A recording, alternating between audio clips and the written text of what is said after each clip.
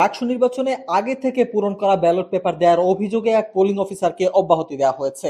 ডাকসু হল সংসদ নির্বাচন চলাকালে কার্জন হলের দ্বিতীয় তলায় অমর ২১ হলের ভোট কেন্দ্রে এক শিক্ষার্থীকে অনিচ্ছাকৃতভাবে দুইটি ব্যালট পেপার দেয় বলে জানায় ওই পোলিং এজেন্ট, যেখানে আগে থেকেই ব্যালট পেপার পূরণ করে দেওয়া হয়েছিল।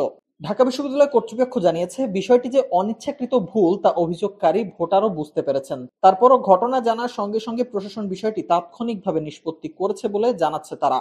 এদিকে কার্জন হলের দোতলায় অমর ২১ হলের ভোট কেন্দ্রে এক শিক্ষার্থীকে আগে থেকেই পূরণ করা ব্যালট পেপার দেওয়া হয়েছে বলে অভিযোগ ওঠে। কেন্দ্রে উপস্থিত সীমা আক্তারের পোলিং এজেন্ট রাজিমুল ইসলাম ও নাম প্রকাশে অনিচ্ছুক আরেক পোলিং এজেন্ট জানান, শুরুতে একজন ভোটারকে ব্যালটের একটি পেপারের দুটি কপি দেওয়া হয়। সেই ভোটার দুটি পেপারই পূরণ করেন। পরে একটি ব্যালট বাক্স জমা দেন, আরেকটি টেবিলে জমা দেন। এরপর আরেক ভোটার এলে আগে পূরণ করা ফেরত দেয়া ওই ব্যালট পেপার তাকে দেয়া হয়, কিন্তু সেটি পূরণ করা থাকায় ওই ভোটার সেটি ফেরত দিয়েছেন। পোলিং অফিসার জিয়াউর রহমান চৌধুরী বিষয়টি স্বীকার করে বলেন, এটি অনিচ্ছাকৃতভাবে ভুল হয়ে গেছে। ডাকসুতে এবার মোট ভোটার সংখ্যা ৩৯,৮৭৪ জন। এর মধ্যে ছাত্রী ১৮,৯৫৯ আর ছাত্র ২০,৯১৫ জন।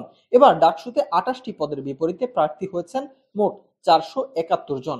আর ১৮টি হল সংসদে নির্বাচন হবে ১৩টি করে পদে। হল সংসদের ২৩৪টি পদের বিপরীতে প্রার্থী হয়েছেন ১,০৩৫ জন।